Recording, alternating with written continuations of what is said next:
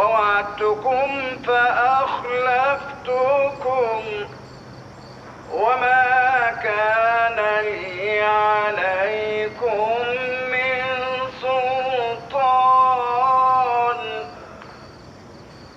إلا أن دعوتكم فاستجبتم لي صدق الله العظيم. انت زفت انت. ايوه.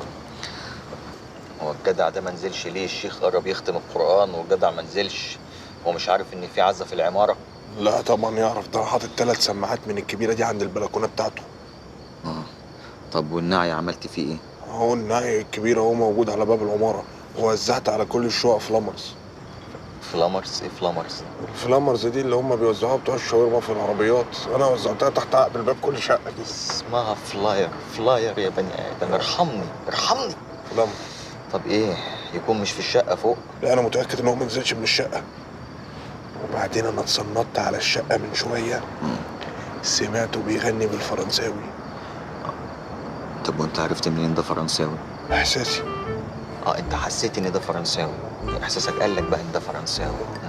طب ما تكونش دي تعويذة مثلا هو بيعملها؟ ما هي تعويذه بالفرنساوي. تعويذة طب اشرح لي بقى كده. طب يلا يلا اطلع عند اهله وخده في ايدك وانت نازل بسرعة، بس خليه يجي والشيخ لسه شغال، وانا هخليه يقول يعني حتة كمان كده. يلا. لا ما اطلعش انا لحسن يلبسني ولا حاجه. بسك ايه يا بني ادم استرجل. اطلع هاته بسرعة، لازم لما ينزل يكون القرآن شغال. يلا يلا. ماشي.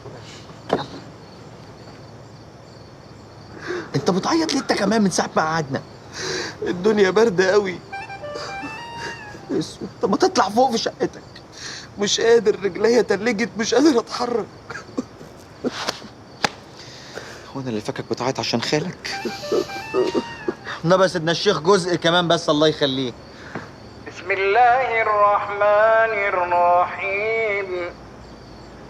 أيحسب الإنسان أن يترك سدى ألم يكن نطفة من مني يمنى صدق الله العظيم. يا حبيبي يا خالي، يا حبيبي يا خالي. انت مالك يا حبيبي مندمج قوي كده ليه؟ انت لسه بردان؟ لا افتكرت خالي، اصله كان حنين عليا قوي يا شريف. خالي محمد ده. محمد اسمه فرج. بجد؟ ايوه. حبيبي يا خالي. طيب خلاص مع السلامة. يلا بقى يا جماعة يلا بقى. ايه؟ في ايه؟ دلوقتي الراجل ده ملوش أي أثر. حتى ربيع بيقول لي في التليفون دلوقتي خبط عليه محدش فتح له الباب. طب مش جايز يا جماعة يكون لما سمع القرآن اتحرق جوه شقته؟ كنا شمينا ريحة شياط يا شريف. صح. ايه الصوت ده؟ ده تليفوني. ايه ده بيتصل بيا. طب ما تردوا عليه يا ما حبيبي. ترد يا بني آدم. ايوه يا استاذ جميل. ايوه انا في العماره. انت في دار الاوبرا وعايزني اوصلك؟ كم؟ 500 جنيه؟ لا خليك عندك، انا جاي حالا، جاي لك حالا، مع السلامه. ايه قال لك ايه؟ لا في دار الاوبرا وعايزني اجيبه، هيديني 500 جنيه. طب والعزا؟ عزا ايه؟ انا ماليش خلان اساسا يا شريف، ما انت عارف. يلا. خبرة ايه؟ امال ايه الصوت اللي سمعه ربيع فوق ده؟ ربيع ده لا بيسمع ولا بيشوف ولا بيفهم. يا استاذ عادل. ايه؟ يا استاذ عادل، يا استاذ شريف. ايه؟ انا فضلت اخبط ما حدش رد. تمام. وفجأة سمعت صوته تاني بيغني بالفرنساوي. سمعت انت بقى بيغني فرنساوي فوق؟ جميل. ده بيتهيأ لك يا ابني. يا ابني جميل في الاوبرا. ومصطفى راح يجيبه من الأوبرا. امال مين فوق اللي بيغني بالفرنساوي؟ تهيؤ. ده حمار. اسكت خالص. احسنت يا مولانا.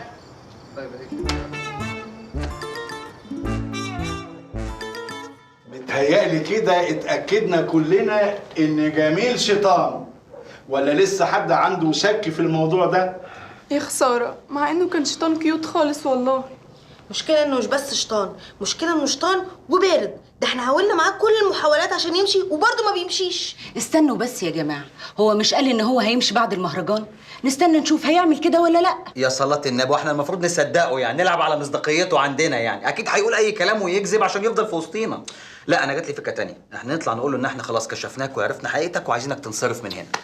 انت عايزنا بقى نستأذنه نقول له معلش بس يا شيطان ممكن تمشي؟ ابعد يا شيطان، ابعد يا شيطان، ابعد يا شيطان.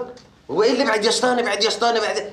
وبعدين انت بتتكلم ليه اساسا؟ ده اجتماع لسكان العماره، انت ايه اللي موقفك في وسطينا؟ انت من سكان العماره؟ طب خلاص اقف براحتك. انا عندي اوضه تحت، انا من سكان العماره. خلاص يا جماعه، يبقى زي ما قال شريف، احنا ما قدامناش غير اننا نواجهه. ما دمنا عملنا محاولات كتير عشان يمشي وما مشيش، يبقى لازم نواجهه بالحقيقه ونقول له خلاص امشي، احنا اكتشفنا ان انت شيطان.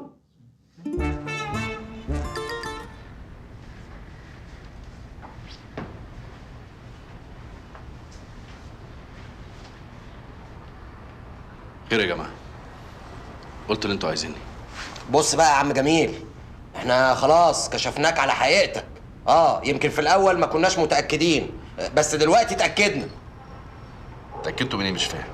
انت هتستعبط؟ استنى يا استاذ عادل، استنى، ملهاش لازمه الزعيق والكلام ده. هو يعني احنا هنقول له اللي احنا عايزين نقوله. بقول لك ايه يا جميل، يعني من غير لف ودوران كده، احنا خلاص عرفنا حقيقتك واكتشفنا انك انت شيطان مش بني ادم. شيطان؟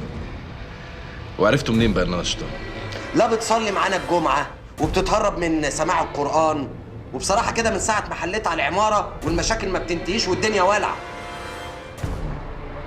فقلتوا تشيلوني انا الليله، مش كده؟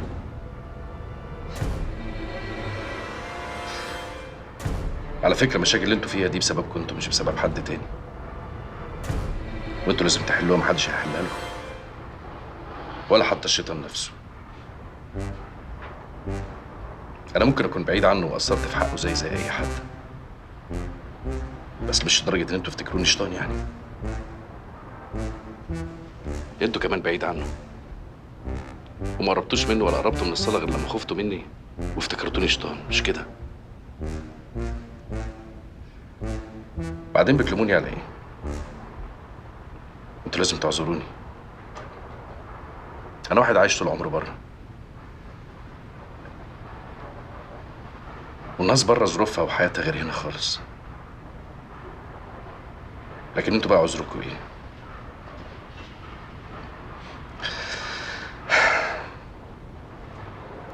انا طول عمري حظي وحش،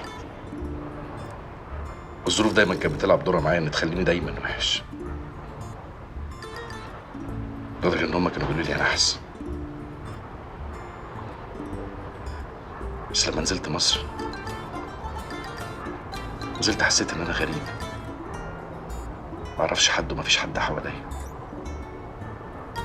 بس اول ما شفتكم حسيت ان انتوا عيلتي، اخواتي واصحابي.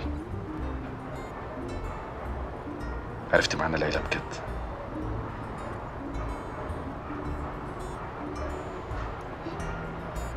خساره،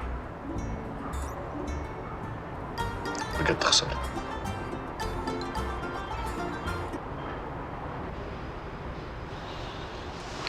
اشوف الشكر بخير. يا جميل استنى يا جميل، انت مش بتقول اننا اهلك وناسك؟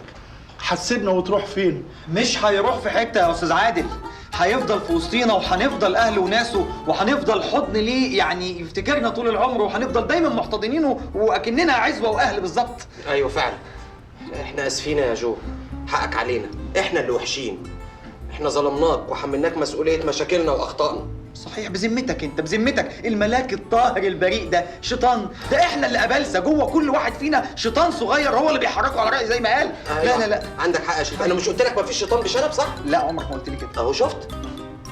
جميل، بالمناسبة السعيدة دي عشان بقى الذكرى ناخد صورة سيلفي كلنا مع بعض نفتكر اللحظة الحلوة دي. يلا كلنا نبتسم ونضحك. يلا.